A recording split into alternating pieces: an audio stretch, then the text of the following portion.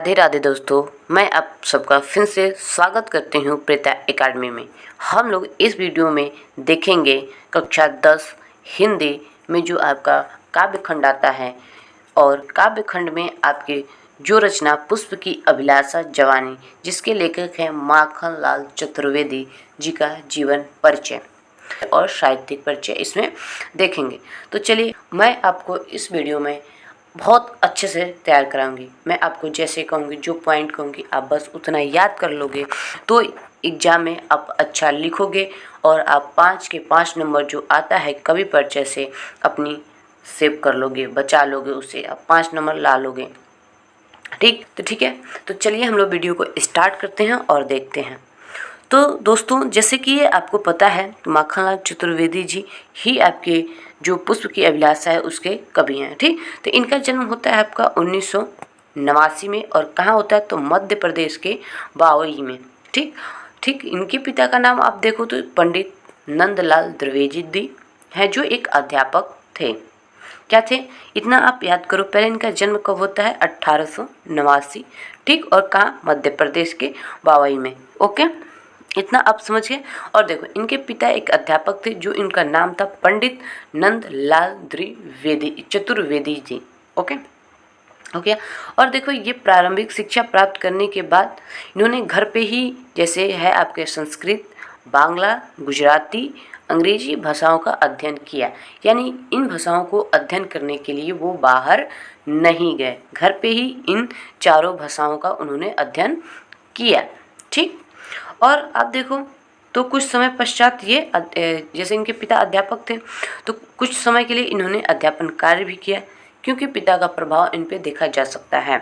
ठीक, इनके पिता अध्यापक थे और ये भी कुछ समय तक क्या करते हैं, अध्यापन कार्य करते हैं। इसके पश्चात उन्होंने खंडवा क्या है, खंडवा से एक पत्रिका है जो कर्मवीर नामक साप्ताहिक पत्रिका उन्होंने निकाली। ठीक है, कौन सी पत्रिका, कर्मवीर, जो एक साप्ताहिक पत्रिका थी। तो ओके, और सन आप देखोगे तो 1930 में इन्होंने प्रसिद्ध मासिक पत्रिका एक आती थी प्रभा, उसका इन्हें संपादक नियुक्त किया गया। कौन सी पत्रिका के लिए, प्रभा के लिए। ठीक है, प्रभा के लिए इन्हें 1913 में संपादक के रूप में नियुक्त किया गया। चतुर्वेदी जी एक भारतीय क्या थे, एक भारतीय आत्मा नाम से क्या करते, कविताएं लिखते। किस नाम से, तो एक भारतीय आत्मा के नाम से ये कविताएं लिखते थे। ठीक, और इनकी कविताएं आप देखोगे तो देश प्रेमी युवकों को प्रेरित करती थी। ठीक है, आप कहोगे इतने में क्या याद करना है, तो मैं आपको जैसे शुरू में बताई थी जन्म याद कर लो, कब हुआ था, मध्य प्रदेश। ठीक, जन्म स्थान, पिता का नाम, उनके पिता का नाम जैसे नाम से पता चलता है नंद लाल चतुर्वेदी हैं और ये एक अध्यापक थे। और अब माखनलाल चतुर्वेदी जो प्रारंभिक शिक्षा प्राप्त जब करते हैं तो उन्होंने घर पे ही संस्कृत, बांग्ला, गुजराती और अंग्रेजी का अध्ययन किया।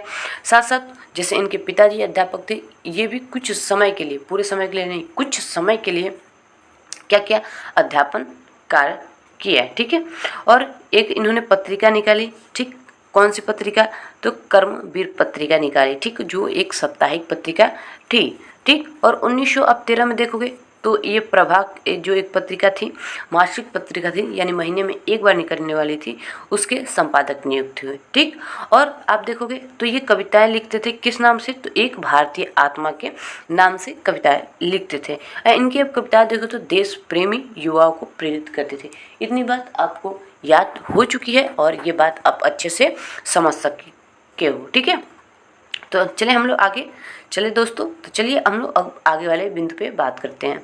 तो आगे वाले आप देखोगे, आगे वाले बिंदु में तो एक आपके कवि ही आते हैं, लेखक आते हैं जो श्री गणेश विद्यार्थी, उन्होंने राष्ट्रीय आंदोलन में भाग लेने के लिए प्रेरित किया। किसे, माखनलाल चतुर्वेदी जी को। फलस्वरूप उन्होंने कई बार जेल भी जाना पड़ा। जैसे कि आपको पता है कि आंदोलन में अगर कोई भी व्यक्ति हो तो उसे जेल जाना स्वाभाविक बात है कि वो किसी भी रूप में जेल की यात्रा करेगा ही करेगा। ठीक है, आप इतिहास भी पढ़ते हो तो उसमें भी देखे होंगे आप, जितने भी क्रांतिकारी युवा थे वो भी जेल जाते थे। क्यों, कि वो आंदोलन में सक्रिय रूप थे। वैसे इन्हें के साथ भी ये होता है। जेल से बाहर निकलने पर वर्ष 1973 में इन्होंने साहित्य, जो हिंदी साहित्य सम्मेलन है, का अध्यक्ष बनाया गया। किसका अध्यक्ष? हिंदी साहित्य सम्मेलन का अध्यक्ष नियुक्त किया गया, बनाया गया। ठीक, इनकी हिंदी सेवाओं के लिए सागर विश्वविद्यालय में इन्होंने डीएल की उपाधि तथा भारत सरकार ने इन्हें पद्म भूषण की उपाधि से विभूषित किया। ठीक, और इन्होंने क्या किया? हिम तरंगिणी रचना के लिए साहित्य अकादमी पुरस्कार से भी इन्हें सम्मानित किया गया, हिम तरंगिणी के लिए। ओके, और इसके अतिरिक्त मध्य प्रदेश की सरकार ने भी इन्हें कई पुरस्कार दिए।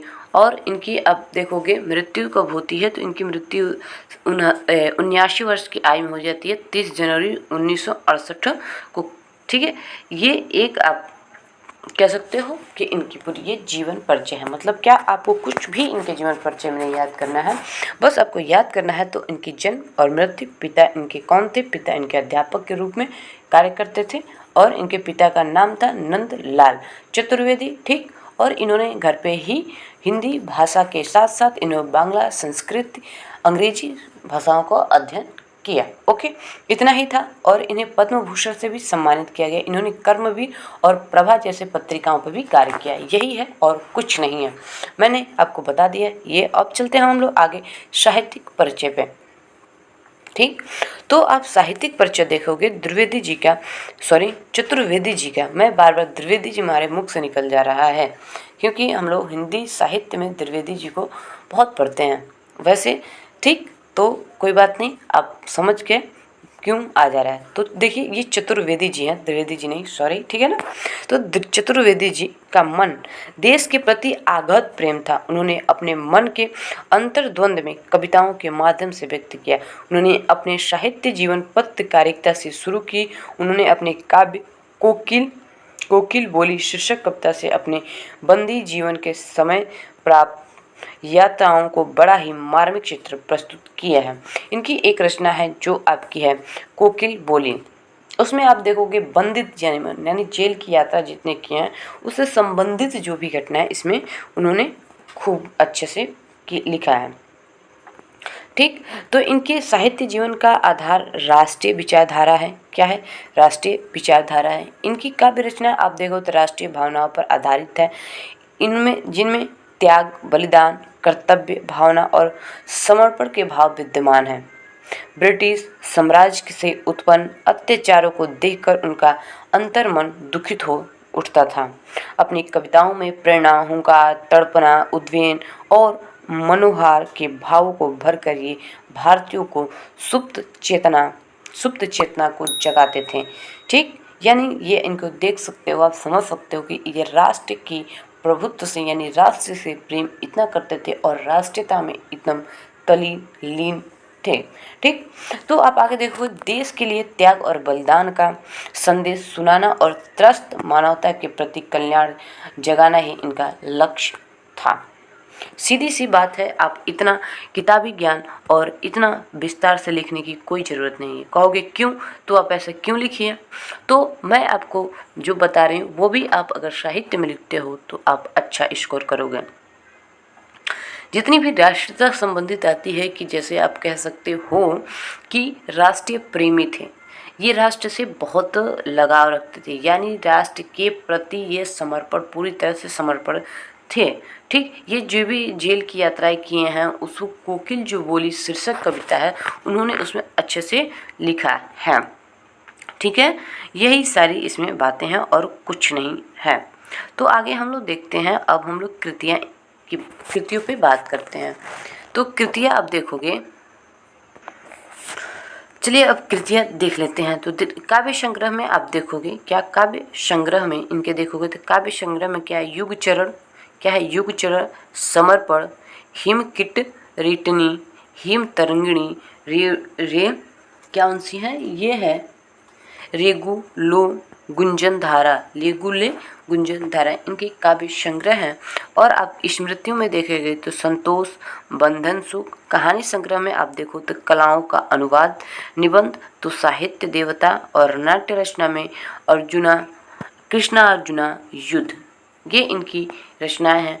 और आप देखोगे तो इन सब के अलावा, जैसे कि आप इन सब के अलावा आप भाषा शैली भी बात करोगे तो देखो भाषा शैली भी इनकी अच्छी खासी थी। अब कहो कैसे, तो ये जैसे राष्ट्र से संबंधित, मतलब राष्ट्र से संबंधित ओतप्रोत रचनाएं लिखते थे।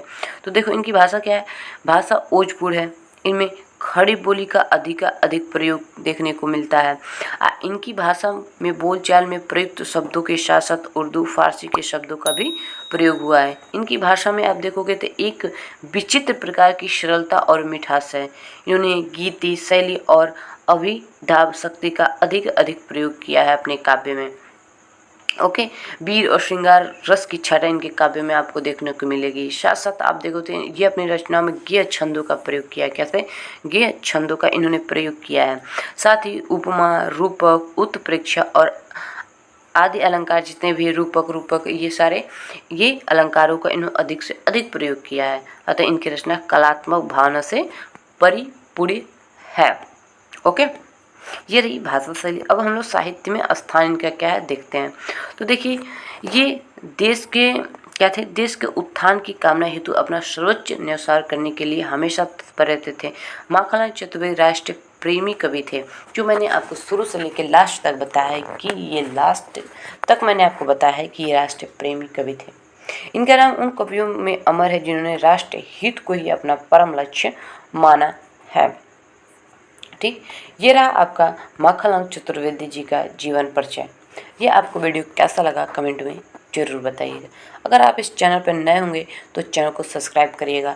अब ये वीडियो अपने देखते हैं कौन सा अगला वीडियो आपको आता है। अब जो कमेंट करोगे, सबसे ज़्यादा जो कमेंट करोगे मैं उसी पर वीडियो बनाऊँगी। ठीक, तो चलिए अब लोग हम अगले वीडियो में मिलते हैं। तब तक के लिए राधे राधे।